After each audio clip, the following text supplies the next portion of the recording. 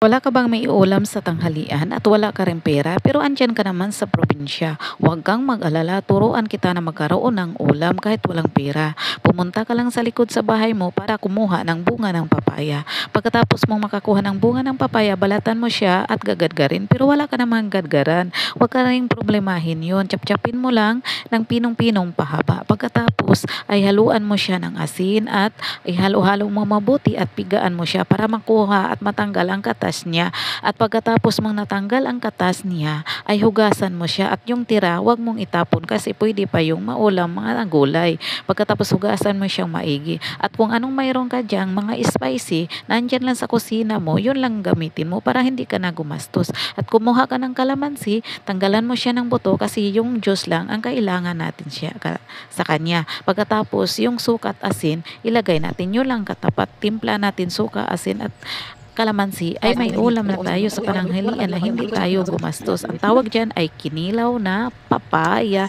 Busog ka pa. Healthy pa.